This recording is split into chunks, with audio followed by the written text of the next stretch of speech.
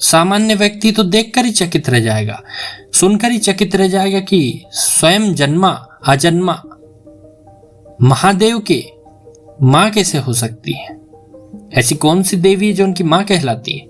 आज मैं आपको इस व्याख्यान में उनके बारे में बताऊंगा और साथ ही ये भी बताऊंगा कि उनकी साधना में जो साधक सबसे बड़ी त्रुटि करते हैं वो क्या करते हैं। आज हम बात करेंगे तारा महाविद्या के बारे में। तारा महाविद्या को शिव जी की माता कहा जाता है और जो महाज्ञानी गौतम बुद्ध थे उनकी भी देवी कहा जाता है। ऐसा माना जाता है कि महात्मा बुद्ध को उच्च ज्ञान तारा महाविद्या की कृपा के कारण हुआ। तारा महाविद्या को बौद्ध धर्म में मोक्ष, ज्ञान और मन के भीतर निवास करने वाली अज्ञात शक्तियों की देवी कहा गया। उन्हें मोक्षदायिनी कहा गया। हमारे हिंदू धर्म में भी सर्वोच्च दशम महाविद्या में द्वितीय महाविद्या का नाम तारा है। प्राचीन काल में जब समुद्र मंथन चल रहा था, देव और असुर दोनों समुद्र का मंथन कर रहे थे अमृत के लिए। उसी समय अंदर से हलाहल निकलता है। आपने सारी कहानी सुनी होगी और वह कैसे कोहराम मचाता है। एक एक जीव के प्राण संकट में पड़ जाते हैं। ब्रह्मा जी देखकर चकित रह जाते हैं। वे देखते हैं कि नारायण तो अभी आधार बने हुए हैं, तो महादेव के पास जाते हैं। महादेव से कहते हैं कि इसका कुछ कीजिए। महादेव सोचते हैं इसका क्या करूं, ये तो फैलते जा रहा है। एक बड़े से शंख में उसे लेते हैं और पी जाते हैं।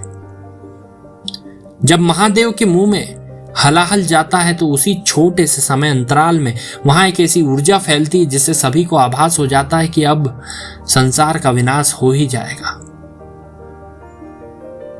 और जैसे ही वह विष महादेव के कंठ में उतरने लगता है, उसी समय महादेवी आदि शक्ति इस बात को समझ जाती हैं कि इस प्रकार से तो सृष्टि का ही विनाश हो जाएगा, तो अपने एक रूप में आती है और तुरंत महादेव के कंठ पर हाथ लगाती है और उस विष को वहीं स्थिर कर देती है। उसके बाद में अपनी माया से महादेव को एक छोटा बच्चे के रूप में प्रकट करती हैं और उसे उठाकर स्तनपान कराने लगती है। एक छोटे से बच्चे के लिए, शिशु के लिए अपनी मां का दूध अमृत के समान होता है।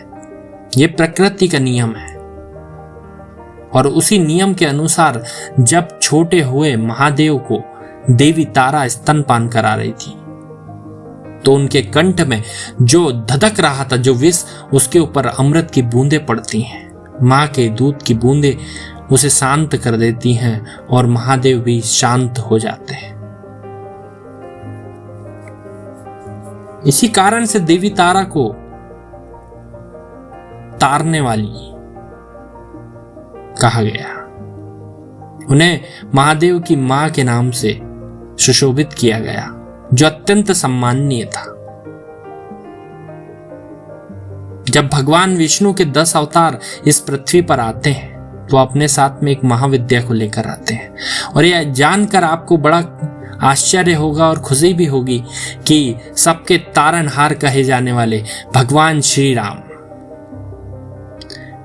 अपने, जब विष्णु ने जब अवतार लिया, जब श्री राम के रूप में, तो उनके साथ में जो संबद्ध महाविद्या थी वो तारा महाविद्या थी। इसी कारण जो भगवान राम थे वो सभी के तारनहार बन गए। उन्होंने ताड़का से लेकर रावण तक सबका संहार किया और इस दुनिया को तार दिया। सबसे बड़ा तारक मंत्र राम बना।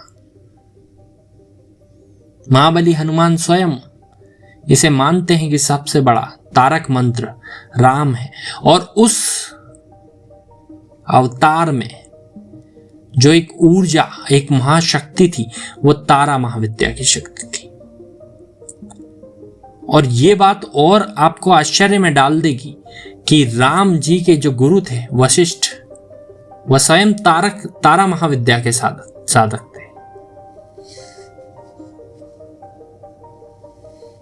इस प्रकार हमने जाना कि ये शक्ति जो आदि शक्ति का स्वरूप है वह किस प्रकार से शिव जी की माता कहलाई, गौतम बुद्ध की देवी कहलाई और राम जी से उनका क्या संबंध रहा। अब एक त्रुटि जो साधक करते हैं उसके बारे में मैं आपको बता देता हूं। उन्हें कोई मंत्र दीक्षित होता है तारा जी का, या वे साधना करते हैं तारा महाविद्या की, तो सीधे उठाते हैं और मंत्र जाप शुरू कर देते हैं।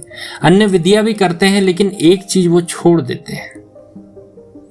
मैं आपको शास्त्रोक्त बात कह रहा हूं कि तारा महाविद्या के मंत्र अगर आपको करने हैं नित्य, तो आपको सबसे पहले सरस्वती जी का जो बीज मंत्र है